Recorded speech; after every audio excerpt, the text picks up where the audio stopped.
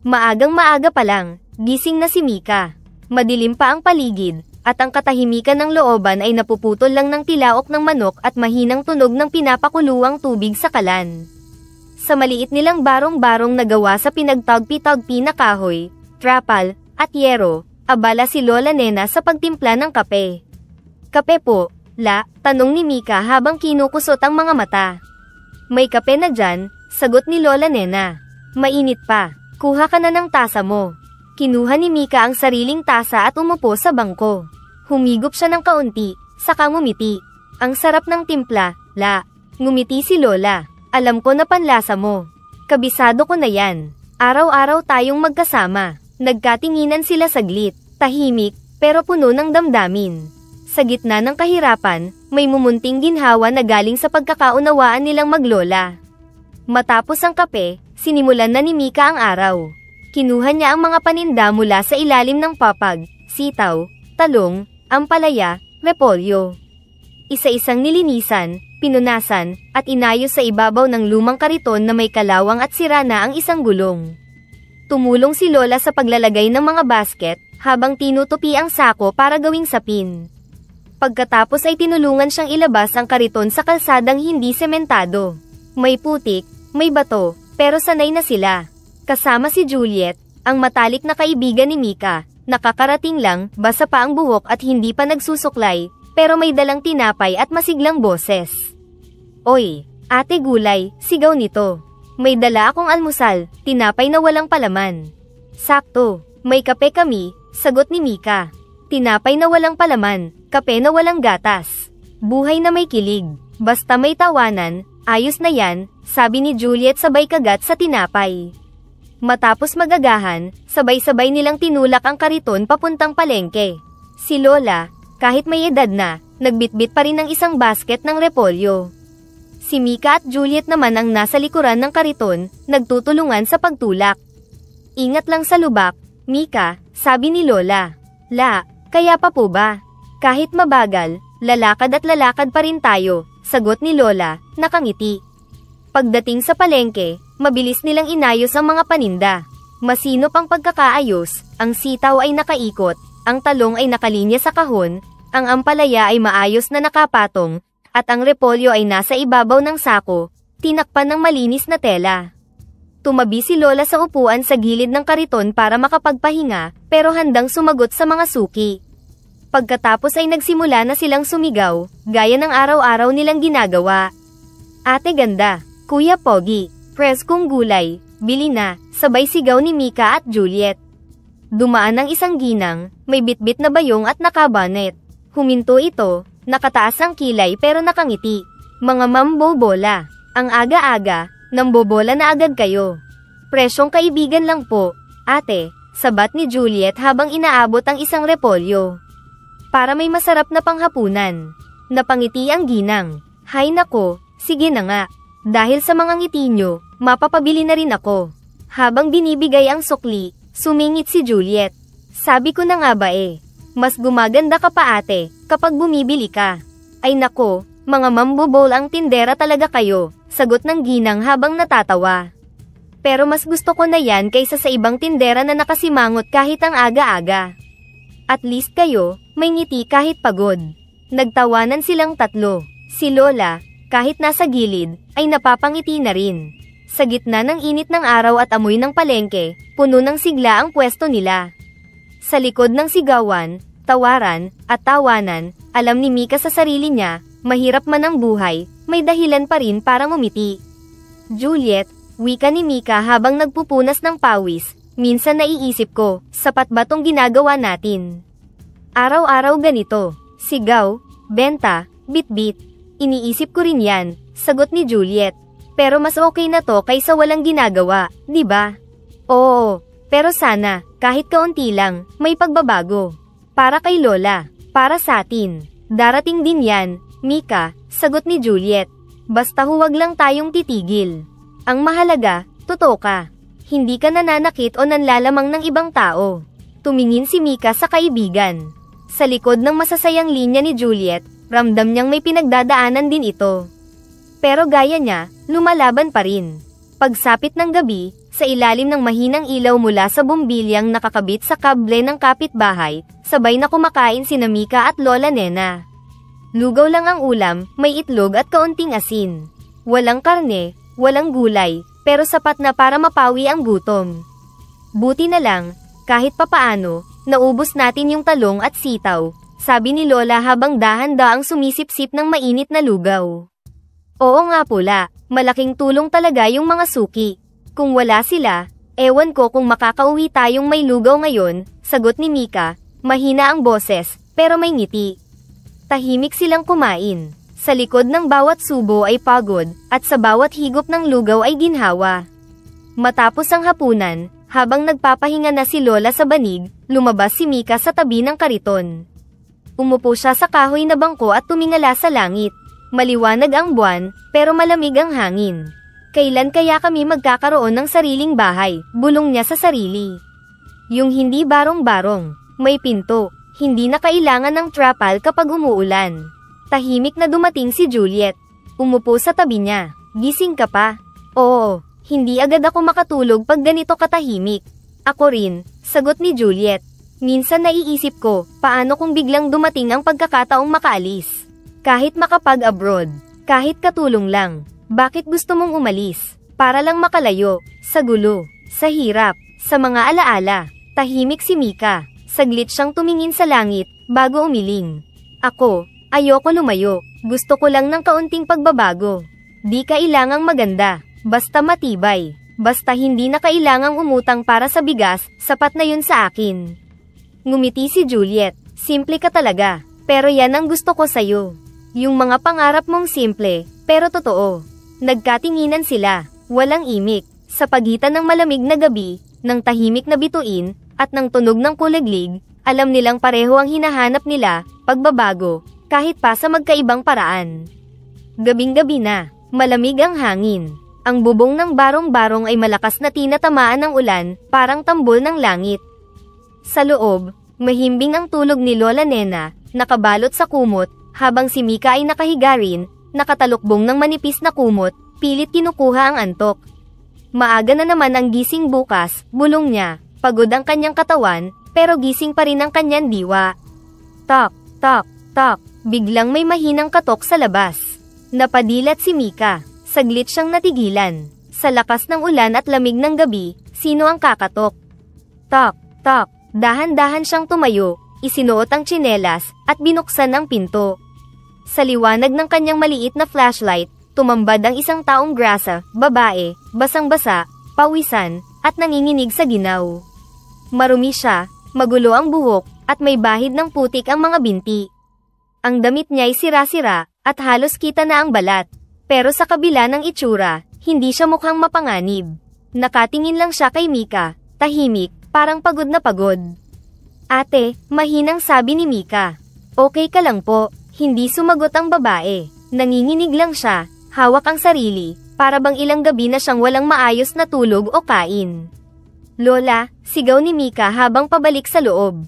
May babae sa labas, basang-basa at giniginaw. Agad bumangon si Lola kahit antok pa. Papasukin mo, huwag mong hayaang mabasa pa.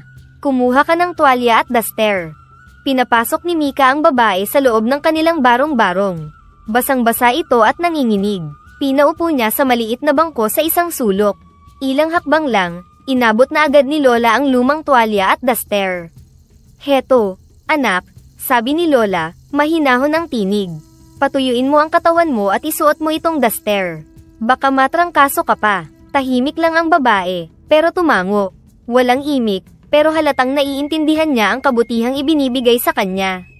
Ang mga mata niya, bagamat mapula at pagod, ay puno ng pasasalamat. Iniabot ni Mika ang mainit na tubig sa baso. Pasensya na po, ito lang ang meron. Uminom po kayo, pampainit kahit papaano.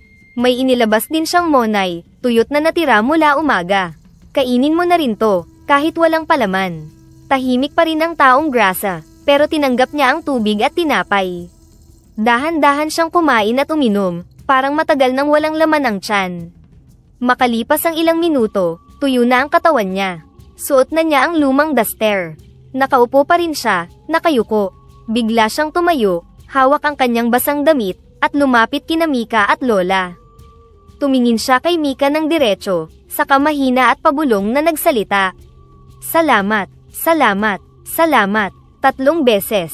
Bawat salamat ay mabigat, parang hindi lang basta utang na loob, kundi panalangin. Parang matagal na siyang naghihintay ng taong may malasakit. Bago pa makapagtanong si Mika, iniabot ng babae ang isang alkansya. Gawa ito sa kahoy, kulay tsokolate, may ukit ng bulaklak sa gitna. Makinis ang pagkakagawa, ngunit luma na ang itsura. Para sa'yo, mahinang sabi ng babae. Ha, bakit po? Hindi sumagot ang babae. Ngumiti lang, isang ngiting mahina pero buo. Parang may ibig sabihin na hindi na kailangang sabihin. Saka sana'y lalabas na ulit, pero pinigilan siya ni Mika. Ate, dito ka na po muna matulog. Malakas pa ang ulan. Wala rin naman pong mapupuntahan sa ganitong oras. Napatingin ang babae kay Mika, parang hindi makapaniwala. Saglit siyang natahimik, bago muling nagsalita. Salamat, salamat, salamat. 3 ulit, muli, si Lola ang naglatag ng banig. Si Mika ang nagbigay ng isa pa nilang kumot, kahit butas-butas na, ay mainit pa rin. Hindi na sila nagtanong kung sino siya, saan siya nanggaling, o bakit siya nag-iisa. Ang alam lang nila, may kailangan siya, at may maibibigay sila. Makalipas ang ilang minuto, nakatulog na ang babae sa gilid ng pader. Si Mika at Lola naman ay muling humiga, parehong pagod, parehong tahimik. Sa isip ni Mika, isang tanong lang ang paulit-ulit, sino kaya siya? At bakit tila may dalang bigat ang bawat tingin niya? Madaling araw, maaga ang gising ni Mika, gaya ng nakasanayan. Bumangon siya mula sa banig, inayos ang kumot, at agad na lumingon sa kinaroroonan ng babae. Wala na ito. Bulong niya. Wala na po si ate. Bumangon si Lola, hinahaplos ang likod. Abay ang aga naman niyang umalis. Hindi man lang nagpaalam. Tahimik lang si Mika, pero nakatingin siya sa isang sulok ng barong-barong, kung saan niya inilapag kagabi ang bagay na ibinigay ng babae. Ang alkansya. Gawa sa kahoy, kulay brown, may ukit ng bulaklak sa gitna. Makinis, may edad na ang itsura, pero buo pa rin. Ito po yung iniabot niya kagabi bago siya umalis. Sabi niya, para sa akin daw. Nilapitan ito ni Lola, pinagmasdan sa ilalim ng mahinang ilaw. Alkansya? Tanong niya. Ang ganda ng pagkakagawa, parang may kasaysayan. Hinawakan ulit ni Mika ang alkansya. Tahimik, pero sa loob-loob niya, parang may buhos ng bigat at lamig na sabay dumadaloy mula sa palad niya. Hindi ito basta alkansya, hindi ito basta regalo. At bagamat wala na ang taong grasa, naramdaman ni Mika na hindi pa natatapos ang gabi ng kanilang pagkikita. Sa palengke, habang inaayos ni Mika ang paninda sa kariton, napansin ni Juliet ang alkansya sa ilalim ng mesa. Uy, ano yan? Iniwan ng taong grasa na pinatulog namin kagabi. Basang-basa siya, ginaw na ginaw. Tiningnan ni Juliet ang alkansya, tapos ngumiti. Mukhayang anting-anting. O laruan ng albularyo. Baka may lamang gayuma o kung anong hiwaga. Tigilan mo nga, sagot ni Mika, nakakunot noo habang tinititigan ito. Parang, may kakaiba talaga sa kanya. Di ko maipaliwanag. Bakit? Anong pakiramdam mo? Hindi ko alam. Parang, magaan sa kamay, pero mabigat sa dibdib. Parang may laman, pero hindi ko marinig. Hindi ko makita, pero, nararamdaman ko. E di wag mo munang galawin, sabi ni Juliet. Baka malas yan. O kaya baka, swerte. Tumawa si Juliet, pero si Mika ay tahimik lang. May iniisip, sa mga sumunod na araw, abala si Mika sa araw-araw nilang gawain, pagbebenta ng gulay, pagtutulak ng kariton, pagtulong kay Lola. Pero tuwing masulyapan niya ang alkansya, may dumadapo sa kanyang isipan. Hindi boses, hindi salita, isang pakiramdam, tahimik, mahina, pero malinaw. Tumulong ka, at ikaw ay tutulungan. Hindi niya alam kung guni-guni lang ba ito, o sadyang may hiwagang iniwan ang taong grasa. Pero mula ng gabing iyon, may bagay na nagiba. Hindi sa paligid, kundi sa loob niya. Isang gabi, habang inaayos ni Mika ang gamit sa barong-barong, napansin niyang may natirang 5 piso sa kanyang bulsa. Sukli iyon mula sa isang suking bumili ng repolyo kanina. Kinuha niya ito, pinisil-pisil sa palad. Lagi na lang nawawala ang mga barya na ganito, bulong niya. Wala siyang garapon. Pero may isang bagay sa ilalim ng mesa, ang kahoy na alkansya na iniabot ng babaeng taong grasa. Hindi niya ito masyadong pinapansin sa mga nagdaang araw. Pero ngayong gabi, walang mapaglagyan, kaya naisipan niyang ihulog doon ang 5 piso. Plak! At iyon na. Wala siyang inasahan. Hindi siya nag-isip ng mahika. Basta't para sa kanya, mas mabuti na kaysa mawala. Sa bawat gabi matapos maghugas ng kamay at magligpit ng paninda, naglalagay siya ng barya sa alkansya. Piso, 2, 5, depende sa natitirang sukli. Linggo ang lumipas, at isang gabi, nang buhatin niya ang alkansya para ilipat ito sa ibabaw ng mesa, napansin niyang mabigat na ito. Napakunot-no siya. Parang ang dami na, konti lang ang nilalagay ko gabi-gabi. Binuksan niya ito sa puwitan. Sa loob, halos puno na ito ng mga barya. Hindi lang piso, may mga 5 piso, at kahit ilang 10. Napaupo siya sa banig, hawak ang alkansya. Imposible, hindi ganito karami ang nilagay ko. Kinabukasan, habang nagtitimpla ng kape si Lola Nena, inilapit ni Mika ang alkansya. Tanong lang, may nilagay po ba kayong barya dito nitong mga nakaraang gabi? Nagulat si Lola Nena. Ha, hindi ako naglalagay dyan, apo. Bakit naman ako maglalagay dyan? Akala ko sa'yo lang yan. Umupo si Mika sa bangko, hawak-hawak ang alkansya. Kasi po, gabi-gabi, naglalagay ako ng piso, 5 piso, pero ngayon, puno na agad.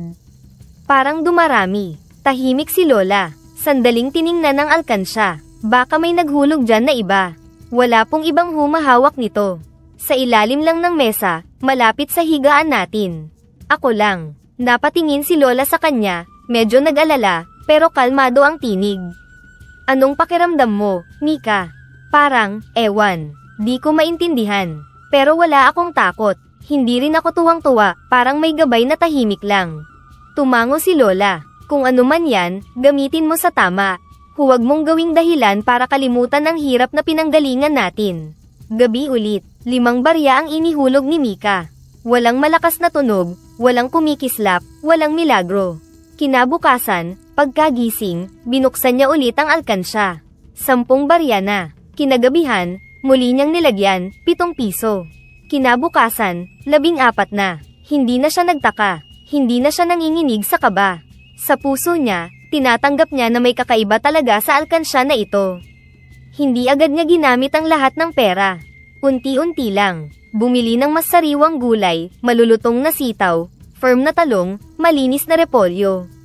Bumili rin ng bagong basket at mas matinong trapal. Pininturahan nila ang kariton ng puti at berde. Si Juliet ang tumulong. Para fresh ang dating, sabi ni Mika. Hindi mukhang luma, kahit luma, basta malinis, respetado, sagot ni Lola. Sa palengke, napansin ito ng mga suki. Aba, bagong pintura ha. Ang kinis ng talong mo ngayon, Mika. Dati kalawangin ang gulong ng kariton ninyo, ngayon parang bago. Ngumiti lang si Mika. Kaunting diskarte lang po, hindi niya kinuwento ang totoo. Ayaw niyang may mainggit, o may magsabing may itinatago siya. Isang gabi, habang naghahapunan sila ni Lola, napansin ni Mika na ang kanilang ilaw ay hindi na umiilaw paikot-ikot, tuwid na ang kable. Maayos ang lamesa, may bagong tabo, may bagong basahan. Tahimik siya, hawak ang kutsara, nakatingin lang sa mangkok. Mahinang sabi niya. Kung hindi po dumating yung babaeng yun, wala tayo nito. Tumingin si Lola. May mga bagay talaga sa mundo na hindi mo kailangan ipaliwanag. Basta alam mong galing sa kabutihan, gamitin mo ng may kabutihan din. Tumango si Mika. Sa loob niya, alam niyang totoo iyon. Hindi sila yumaman agad-agad, pero unti-unti, gumagaan ang kanilang buhay. At bawat hakbang niya papunta sa maayos na bukas, dala niya ang bigat ng hiwaga, at ang liwanag ng pag-asa. Umagang payapa sa palengke. Ang araw ay maliwanag, at ang kariton ni Mika ay malinis at maayos gaya ng dati. Dumating si Juliet, ngunit hindi mag-isa. Kasama niya ang isang lalaking may itim na shades kahit hindi maaraw, nakatsinelas, at mukhang bagong gising pa. Umupo ito agad sa bangko sa tabi ni Juliet at hindi man lang nagpakilala. Uy, Mika, bati ni Juliet na may pilit na sigla, eto nga pala si Anton, boyfriend ko. Ngumiti si Mika ng magalang. Ah, boyfriend mo pala. Kamusta? Ngumisi si Anton, saka tumango ng hindi tumitingin. Ayos lang, buti may upuan dito, sabay ngisi, parang wala sa lugar. Nagkatinginan sina Mika at Juliet.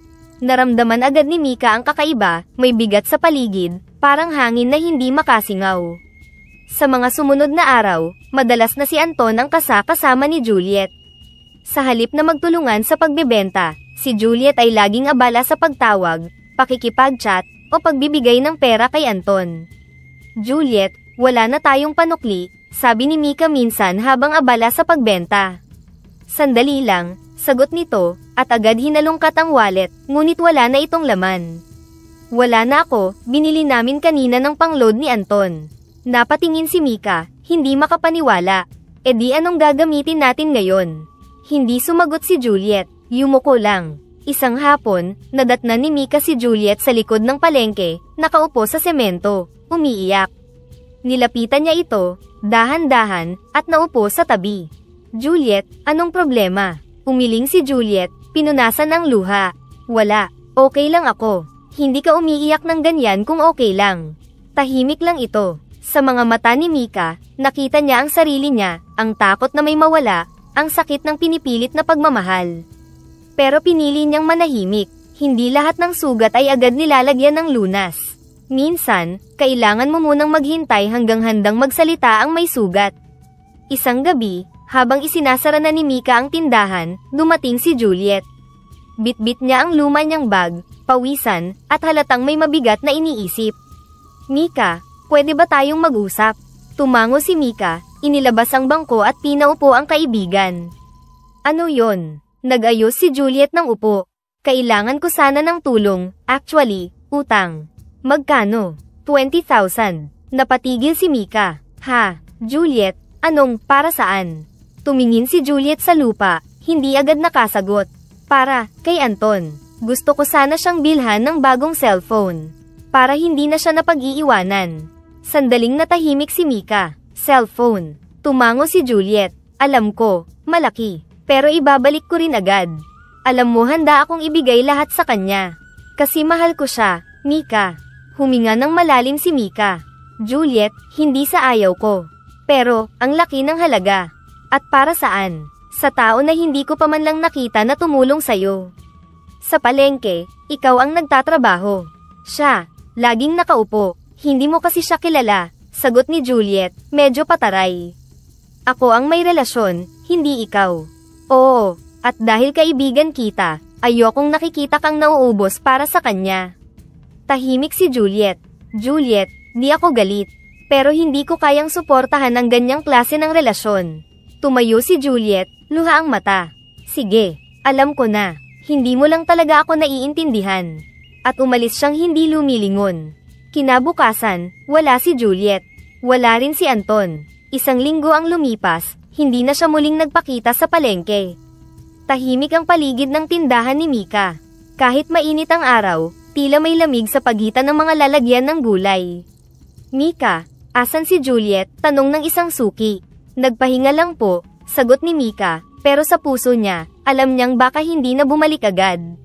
Sa bawat pagpila ng talong, pag-ayos ng sitaw, at pagbenta ng repolyo, may puwang sa tabi ni Mika. Hindi lang si Juliet ang nawala, kundi ang kakwentuhan, kakampi, at katahimikan na naibibigay ng pagkakaibigan nila. Sa gabi, habang tinitingnan ng alkansya na unti-unting bumibigat sa ilalim ng mesa, hindi niya maiwasang isipin. Ano ang silbi ng biyaya kung unti-unting nawawala ang mga taong mahalaga sa buhay mo? Pero nanatili siyang tahimik. Pinili niyang ituloy ang pangarap, hindi para yumaman, kundi para manatiling totoo sa sarili. At sa puso niya, kahit wala na si Juliet sa tabi niya, hindi siya titigil sa pagtindig ng kabutihan. Sapagkat ang tunay na kayamanan ay hindi lang pera, kundi katapatan, malasakit, at paninindigan. Sa tulong ng alkansyang iniwan ng misteryosang babae, unti-unti ay umaangat ang buhay ni Mika at ni Lola Nena. Hindi ito naging madali, pero ang bawat barya na hinuhulog ni Mika gabi-gabi ay palaging may kapalit, mas malaki, mas sapat. Sa bawat dagdag na puhunan, may bagong paninda. Sa bawat bagong paninda, may dagdag na kita. At sa bawat dagdag na kita, unti-unti nilang naiaahon ang sarili sa hirap. Dati, Araw-araw nilang itinutulak ang lumang kariton sa palengke. Kahit umuulan, kahit tirik ang araw, kahit mapudpod ang tsinelas. Ngunit ngayon, hindi na nila kailangang mag-ikot pa. Nakakuha na sila ng maliit pero maayos na pwesto sa gilid ng palengke, may bubong, may lamesa, may sariling pangalan sa harap, gulay ni Lola. Napaayos na rin ang kanilang tirahan, mula sa barong-barong na butas ang bubong, ngayon ay may matibay ng yero, may pintuan ng hindi tinatangay ng hangin, at may ilaw na hindi na lang nakikikabit sa kapitbahay. Nakakuha ko ng bagong supplier, sabi ni Mika minsang inaayos ang mga repolyo. Mas mahal lang ng kaunti pero malayong mas maganda ang kalidad. Di na tayo napapahiya, ngumiti si Lola habang nililinis ang lalagyan ng gulay. Ang sipag mo kasi, apo. Kaya kahit anong tagal ng ulan, sa'yo laging may sikat ng araw. Masaya sila, tahimik, payapa. Isang gabi, tahimik ang paligid. Katatapos lang ni Mika sa pag-aayos ng mga paninda para bukas. Pagpasok niya sa bahay, napansin niyang bukas kwarto na palagi nilang nilalak. Doon, nakita niya si Juliet, nakayuko, at ang kamay ay kinakalkal ang wallet niya. Juliet, mahina ang tinig ni Mika, pero sapat para mapatigil ang kamay nito. Napalingon si Juliet, nanlaki ang mga mata, agad niyang itinago ang wallet sa likod. Anong ginagawa mo? Tanong ni Mika, naninikip ang dibdib, hindi pa rin makapaniwala. Umiwas ng tingin si Juliet, nanginginig ang labi. Pasensya na, Mika, kailangan ko lang ng konti. Wala na akong matakbuhan. Gutom na si Anton, wala akong pera, wala kaming makain. Hindi ko na alam kung saan magsisimula. Kung humingi ka lang sana, Juliet, baka nabigyan pa kita, sagot ni Mika. Pero ang magnakaw, hindi mo na ako tinuring na kaibigan sa ginawa mong yan. Akala ko ba, mahalaga pa rin ako sa'yo, sabi ni Juliet, umiiyak. Ilang taon tayong magkasama, nagtulungan tayo, naghirap tayo. Akala ko hindi mo ako pababayaan. Hindi kita iniwan, Juliet, sagot ni Mika. Ikaw ang lumayo, ikaw ang pumili ng ibang landas. At ngayon, ikaw na rin ang nanira sa huling tiwala ko. Tahimik si Juliet, umiiyak, wala na siyang maipaliwanag. Muling kinuha ni Mika ang wallet, at kumuha ng ilang perang papel. Heto, iniabot niya, dalhin mo, pero hindi ito ang solusyon sa pagitan natin. Hindi pera ang aayusin sa ating dalawa, kundi tiwala, at wala na yun ngayon. Umalis si Juliet nang walang salitang iniwan. Bit-bit ang kaunting perang inabot ni Mika, at ang bigat ng kahihiyang hindi niya maalis sa dibdib. Naiwan si Mika sa tahimik na bahay, hindi galit, pero sugatan. Umupo siya sa gilid ng kama, hawak-hawak pa rin ang wallet, at dahan-daang pumatak ang luha sa kanyang palad. Hindi dahil sa perang muntik na mawala, kundi dahil sa isang taong minsang tinuring niyang kapatid, ngayon ay hindi na niya makilala. Akala ko kahit anong mangyari, hindi mo ako pagtataksilan, mahina niyang bulong, para bang may kaharap siyang wala na roon. Ang puso niya, parang tasa na nahulog, buo pa, pero may lamat. At kahit pilit linisin, hindi na ito muling magniningning gaya ng dati. Pagkalipas lamang ng ilang araw, unti-unti nang kumalat ang bulungan sa palengke. Uy, nakita mo ba yung pwesto ni Mika? Parang bagong gawang stall sabi ng isang tindera habang nag-aayos ng tilapia. Ang dami niyang paninda ngayon. Saan kaya galing ang kanyang puhunan? Tanong ng isa pa. Mula sa tanong, naging chismis. Mula sa chismis, naging paninira. Baka kung anong ginagawa sa gabi, sabi ng isa. Walang negosyo na ganyan ang angat kung malinis ang paraan. Hindi na kailangan ni Mika ng kumpirmasyon kung saan galing. Alam niyang si Juliet ang nagsimula. Hindi dahil sa pera ang dahilan, kundi sa kahihiyan at inggit. Ang ilan sa mga dati niyang suki ay biglang umiwas. May mga kakilalang dati ay mainit ang bati, ngayon lumalampas na lang ng walang tingin. Sa bawat araw, mas lalong naging tahimik ang paligid ni Mika, pero hindi na lang siya ang tahimik. Maging si Lola Nena ay mas madalas nang hindi umiimik habang sila'y nagtitinda. Tahimik pero mabigat. Hindi dahil sa kabiguan, kundi sa mga matang dating may tiwala, ngayoy puno ng tanong. Oy, tingnan mo nga, parang big time na si Mika, bulong ng isang tindera habang dumaraan. Baka may sideline sa gabi, kaya ang bilis umasenso, sagot naman ng isa, na parang sinadyang iparinig. Hindi nagsalita si Mika. Pero napansin niya ang panlalamig sa kilos ni Lola, mas mabagal kumilos, mas madalas tumingin sa malayo. Pagsapit ng gabi, habang inaayos ni Mika ang mga natirang gulay at binibilang ang kita, naupo si Lola sa tabi niya, tahimik. Apo, mahinang bungad ni Lola.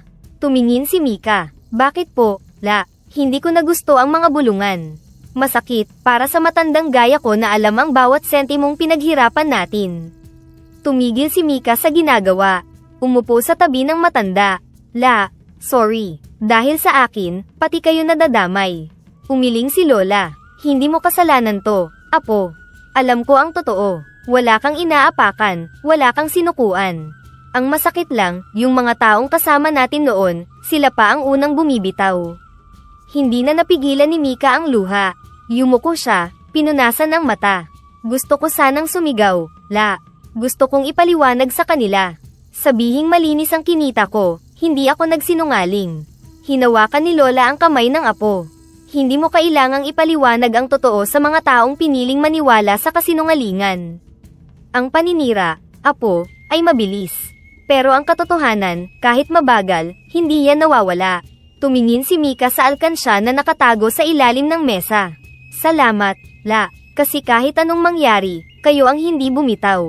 Ngumiti si Lola kahit may luha sa gilid ng mata. Hindi ako bumibitaw, kasi hindi mo ako binigo. Hindi pinili ni Mika ang lumaban gamit ang salita. Pinili niyang magsalita sa gawa. Mas lalo niyang inayos ang tindahan. Nilinisan araw-araw. Inayos ang paninda. Laging tama ang sukli. Laging may ngiti. Laging may respeto. At sa bawat araw na lumilipas, unti-unting may mga suking bumabalik. Unti-unting may nagtatanong muli. Unti-unting may tumatanggap muli ng kanyang presensya. At sa mga gabi ng pag-iisa, habang nakaupo sa tabi ng alkansya, marahan niyang hinahaplos ang makinis na kahoy. Tahimik lang siya. Wala siyang hiling. Wala siyang tanong. Pero minsan, bumubulong siya. Salamat, kahit sa sakit. Salamat, kahit sa lungkot. Salamat, kasi hindi ko kailangang yamurak ng iba para lang umangat. At habang dahan-dahan siyang pinapatulog ng pagod, alam niyang ang liwanag na dala niya, ay hindi lang galing sa pera o alkansya, kundi sa paninindigan.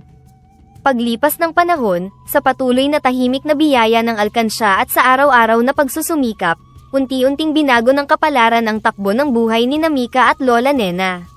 Mula sa tahanan sa gilid ng estero, lumipat sila sa isang mas maayos na bahay sa loob ng isang subdivision, hindi na binabaha, hindi na nilalamon ng putik kapag umuulan.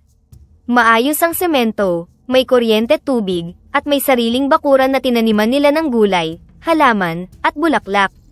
Sa bawat pagdapo ng araw sa kanilang harapan, dama ang kapayapaang minsang akala nila'y pangarap lang. Sa tulong ng isang kaibigang karpintero na minsang tinulungan ni Mika noong panahong siya'y wala pang kahit anong maipagmalaki, naipagawa rin nila ang sarili nilang tindahan. Hindi na ito kariton. Hindi na ito inuupahan sa palengke.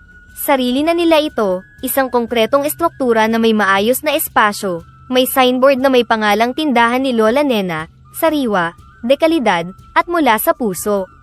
At hindi lang basta gulay ang laman ng tindahan ngayon. Kompleto na, may karne ng baka, manok, baboy. May mga tray ng itlog. May prutas na sariwa at makislap. May mga rekado, tuyong paninda, at iba pa. Sa loob ng store ay may freezer, istante, at bagong weighing scale. Maayos ang pagkakaayos ng paninda, parang grocery, pero may halimuyak pa rin ng palengke. May kwento pa rin ng kahirapan na nilampasan. Isang umaga, maagang sumisilip ang araw sa bagong tahanan. Si Lola Nena ay abala sa hardin, hawak ang maliit na pala habang tinatanggal ang damo sa tabi ng tanim na kamatis. La, huwag masyado sa araw ha, tawag ni Mika mula sa tricycle habang nilalagay ang basket ng paninda. Akin na yang pasula, ako na mag-aayos niyan mamaya. Ngumiti si Lola, pero hindi tumigil. Ngayon lang ulit ako nakahawak ng lupa na hindi baha o basura ang kasama, Apo. Hayaan mo muna ako. Tumawa si Mika. Tumigil saglit. Pinagmasdan ang paligid. Maayos na bubong. Bukas na bintana. Malinis na sala. Ilaw na hindi galing sa kapitbahay. La, mahina pero malinaw ang boses ni Mika habang nakaupo sa hagdan ng bagong bahay. Naaalala mo pa ba noong nasa tabi pa tayo ng estero? Napatingin si Lola Nena mula sa loob ng bahay, hawak ang basang tabo mula sa pagdidilig. Aba, paano ko makakalimutan yun, Apo? Halos araw-araw, nililimas natin ang tubig sa loob ng barong-barong tuwing umuulan. Napangiti si Mika, pero may lungkot sa kanyang mga mata. Oo nga, La, butas ang bubong, tagpi-tagpi ang dingding, pero ewan ko, parang namimiss ko rin yun minsan. Lumapit si Lola at naupo sa tabi niya, sabay abot sa panyo mula sa kanyang palad. Bakit mo naman nasabi yan, Apo? Tanong ni Lola, banayad ang tinig. Doon ko kasi unang naramdaman na buo tayo, La. Wala man tayong kuryente, pero sabay tayong kumakain sa ilalim ng kandila. Wala man tayong pinto, pero alam kong ligtas ako basta nariyan ka. Tahimik si Lola, tila nagbalik din ang alaala ng lumipas. Ngayon, dagdag ni Mika, tumingin sa maayos na bahay, may matibay na tayong bubong. May gripo, may kuryente, may sarili na tayong tahanan.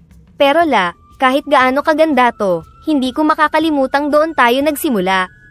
Sa kahirapan, pero may pagmamahalan. Napapikit si Lola, sa kamarahang tumango. Tama ka, Apo, hindi bahay ang sukatan ng tahanan, kundi yung tibay ng loob nating dalawa. Ngumiti si Mika, buo at tahimik. Lahat ng meron tayo ngayon, La, galing sa maliit, sa mahirap, pero totoo. At kahit saan pa tayo makarating, dala ko yung estero, yung barong-barong, at lahat ng panahong pareho tayong hindi bumitaw. Sa kanilang tindahan, masaya ang mga tao. Kumuha si Mika ng tauhan mula sa komunidad, mga dati ring nawalan ng pag-asa. Isa roon si Kuya Ruel, dating tambay. Isa rin si Jen, dating naglalako ng tinapay. Kuya Ruel, pakibantay yung baboy at manok. Medyo maraming namimili, sabi ni Mika habang nililista ang mga bagong order. Opo, Ma'am Mika, nakaayos na po, sagot ni Ruel, may ngiting puno ng pasasalamat. Jen, ikaw na sa gulay at itlog. Malambing ka raw paborito ka ng mga nanay, biro ni Mika. Hay nako, Ma'am, baka kayo ang paborito dito. Pag ako na pagkamalang artista, ikaw pala ang bida, sagot ni Jen, tumatawa. Ngiti lang ang sagot ni Mika, ngiting buo, hindi dahil sa yaman, kundi dahil sa paggalang at tiwala ng komunidad. Hindi na siya usap-usapan ng chismis. Ngayon, pinag-uusapan siya dahil sa galing, sa sipag, sa kabutihan. Pagka-uwi sa gabi, habang nagsasalin ng kita sa isang maliit na kahon, napatigil si Lola. Hindi mo na ginagamit ang alkansya, tanong ni Lola, sabay sulyap sa lumang kahoy na alkansya na nakapatong sa itaas ng aparador. Umiling si Mika, pero may ngiti sa labi.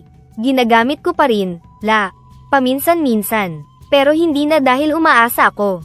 Ginagawa ko na lang siyang paalala, na kahit maliit ang simula, basta may tiyaga, may mararating. Tumingin si Lola sa kanya, may halong pangamba sa mata. Paano kung bumalik ang hirap, Apo?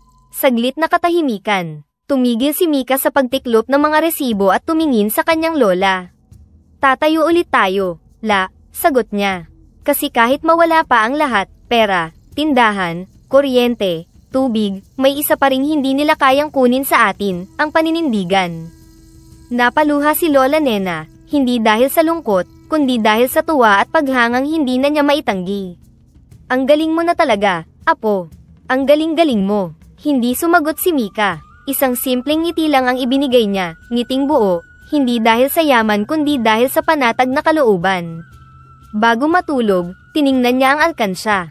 Maingat niya itong hinaplos, at naramdaman ang kilalang-kilala ng tekstura ng kahoy, makinis, matibay, at parang buhay na saksi ng kanyang paglalakbay. Salamat, bulong niya. Hindi dahil pinayaman mo ako, kundi dahil tinuruan mo akong maniwala, sa sarili, sa tiyaga, at sa kabutihan. At sa gabing iyon, tulad ng mga gabing nakaraan, humiga siya sa tabi ni Lola Nena. Ngunit sa pagkakataong ito, wala nang takot, wala nang tanong.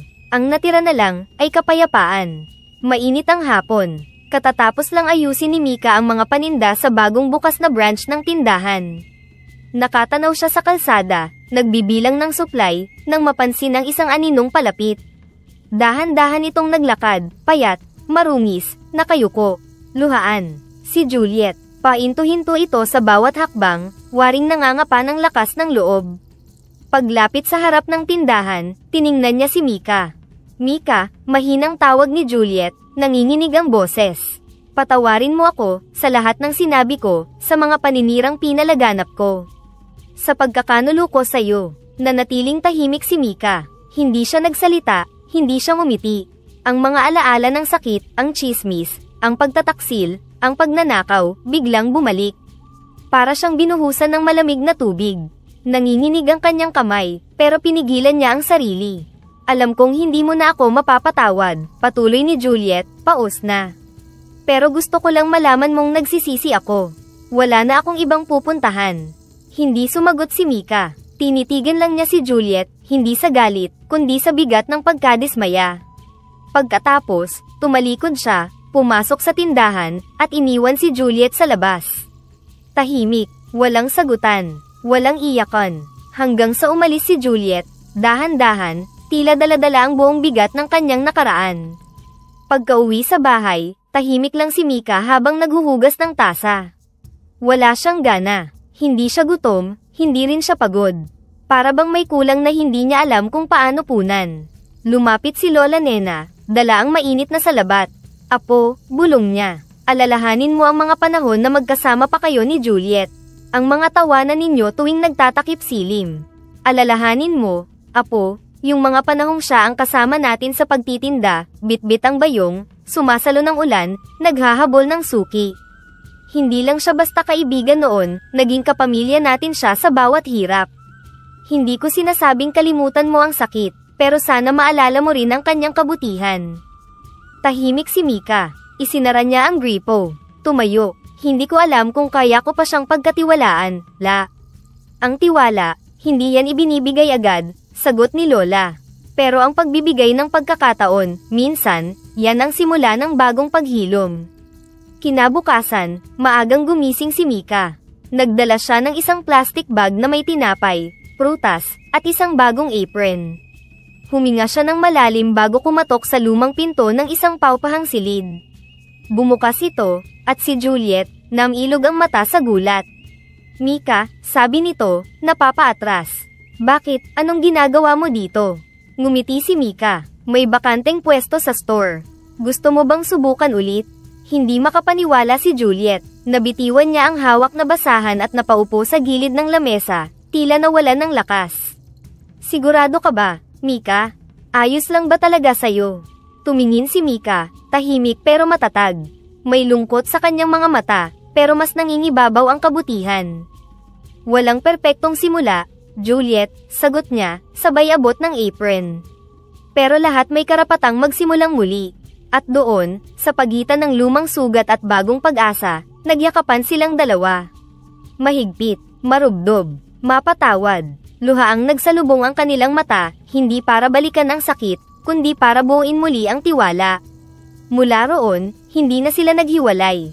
Tinanggap ni Juliet ang trabaho, nagsimula siya sa pag-aayos ng paninda, pagwawalis ng paligid, at pakikitungo sa mga suki.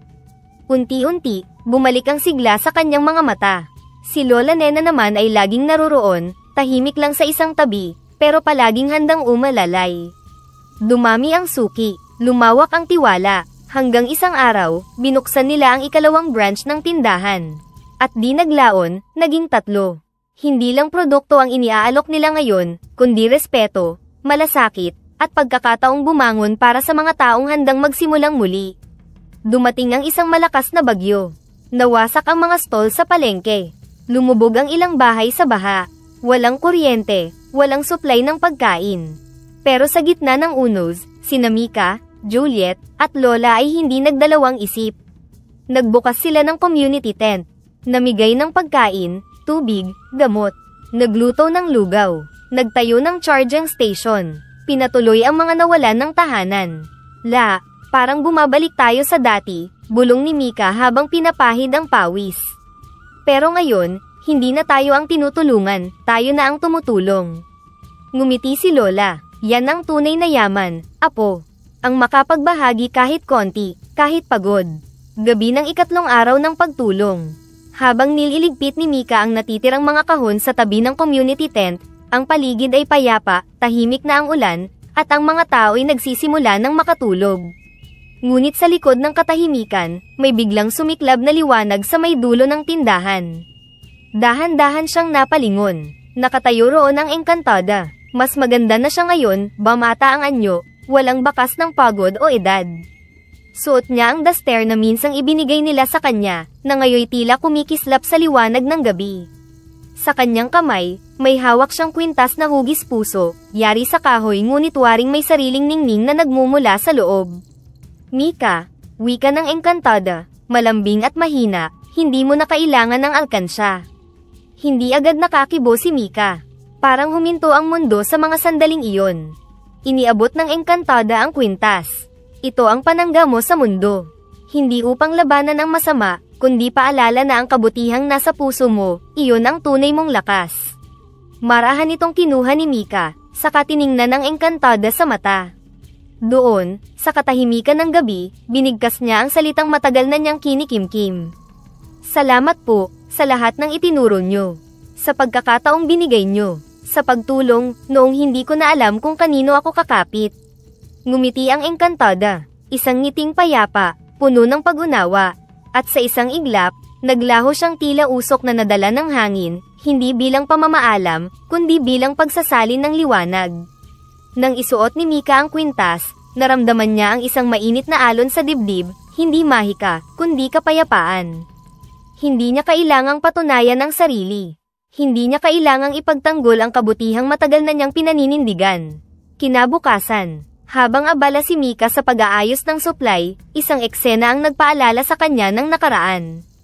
Isang batang lalaki, payat, marungis, at may punit na kamiseta, ay nahuli ng isa sa mga tauhan. May hawak itong itlog, pilit na itinatago sa bulsa.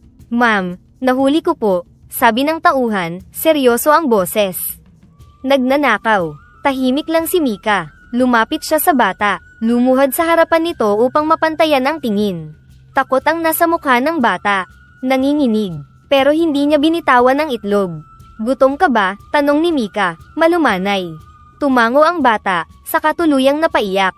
Sorry po, hindi ko na po uulitin, sorry po. Hindi siya sinigawan. Hindi siya pinahiya. Sa halip, iniabot ni Mika ang kamay. Halika, kain muna tayo. Tapos bukas, may gamit ka na sa eskwela.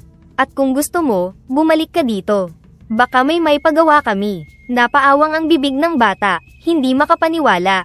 Umiiyak, nanginginig pa rin, pero hindi na sa takot, sa ginhawa na.